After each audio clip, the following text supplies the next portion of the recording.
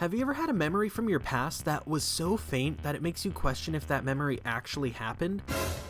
Like, you were so young at the time that it's hard to remember back that far. I'm sure most of us have been there, but I have this very specific memory that I could swear was one of my first memories from my early childhood. The whole memory revolves around a specific cartoon. Whatever happened to Robot Jones?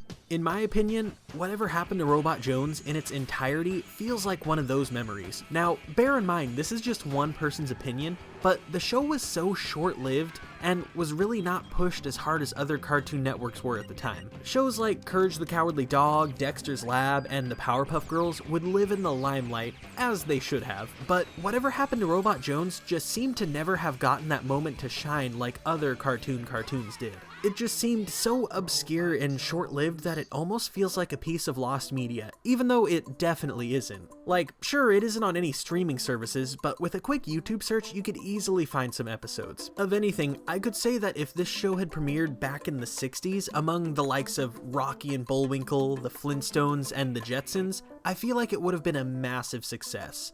Back to my memory though. I could swear I remember being like 4 or 5 years old and being awake in the middle of the night. The TV had been left on and Cartoon Network was on, and of all the shows to be playing, it was Whatever Happened to Robot Jones playing in the middle of the night. And oddly enough, that instance is my only recollection of ever seeing this show. I saw it once in the middle of the night and never saw the show again. The pilot for this show didn't air until June 16th, 2000 at 9 p.m. I was born in August of 1994, which means I would have been 5, almost 6 years old at the time. So the timeline does kind of add up, but for years to come, the situation would remain a mystery in my young mind.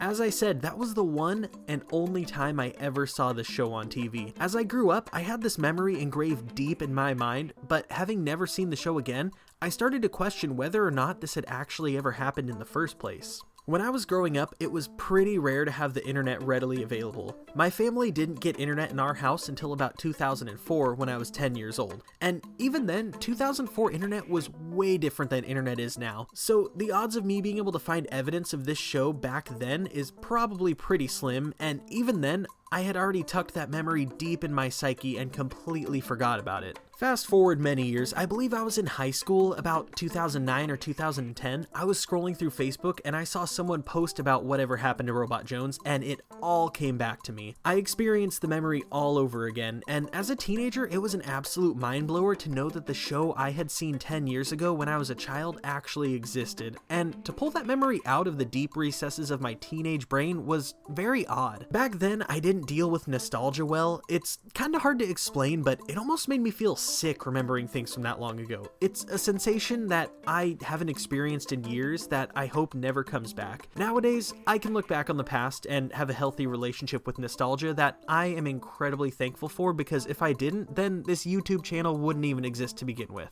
That's why today on our nostalgic walk down memory lane, we are looking at the one and only episode of Whatever Happened to Robot Jones that I watched when I was 5 years old. The episode originally aired as part of a contest where 11 animated shorts would go head-to-head for a chance to be chosen for a spot on the network's 2000 schedule. Eventually, during the weekend of August 25th through 27th, 2000, all 11 pilots aired as part of a marathon called Voice Your Choice Weekend, in which viewers would vote for their favorite pilots and the winner would be greenlit for a series on Cartoon Network. Spoiler alert, the winner of the contest would be Grim and Evil, the two-part block that consisted of the grim adventures of Billy and Mandy and Evil Con Carne, but in second place came Whatever Happened to Robot Jones, which was lucky enough to have been given a shot and was also picked up for its own series. Before we get into the actual show, while I was researching this episode, I stumbled upon these Cartoon Network bumps that brought me all the way back to my childhood. Seriously, check these out.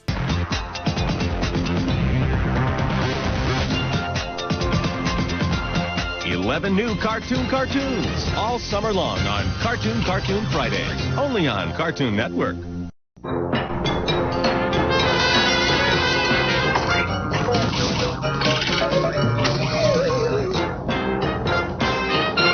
Cartoon. Sorry for the potato quality on those, but man do I love the feeling of old school Cartoon Network bumps. I swear, they just don't make them nowadays like they used to. As for the actual episode that I saw, it was the show's pilot. It begins early in the morning in a quiet, crudely drawn neighborhood. The camera pans to one house that doesn't quite fit in with the others. This is the home of the Jones family, where Robot wakes up at 7 a.m. sharp. All systems are go. Originally, Robot Jones was voiced by a text-to-speech program, but was later on replaced by an actual voice actor. Personally, I opted for the voice actor version for this video. We see Robot go out to greet his mom unit and dad unit as he prepares to digest his daily informational programming. You will get your programming from the public mid-level learning facility. It is time for you to begin the task you were designed for. To collect, store, and interpret data on junior high humans. Robot doesn't like the idea of having to go to junior high school, and he refuses, but Dad Unit grabs him by the head and forces him out the front door. Next, Robot goes up to the bus and attempts to have a conversation with it. Greetings, school bus. I am ready to begin my human studies. Finally, he gets on the bus and they head to school. During first period math class, he easily answers every equation that the teacher, Mr. McMickmick, puts on the board. He then questions Mr. McMickmick's intellect, which frustrates him and causes all of the kids in class to laugh at Mr. McMickmick because he just got straight up roasted by the new kid. Very angry and embarrassed, he sends Robot Jones to the principal's office. Principal Madman, who seems very threatened by technology, tells Robot that if he ends up in his office one more time, then he'll be getting detention. Now, Principal Madman is an interesting character in my opinion. Again, I've only seen this one episode, but I did some research about this guy, and not only is he an irritable jerk who runs his school like a dictator, but he's apparently also a germaphobe on top of being a technophobe. And well, the likeness is uncanny. Fast forward a little bit to lunch, and Principal Hitler is walking around the lunchroom taking any electronics away from the kids that are eating when he trips over a cord laying across the floor plugged into an outlet. And of course, this cord belongs to none other than Robot, who is plugged in charging during lunch period. Hey, look everybody! That robot kid eats lunch with his butt!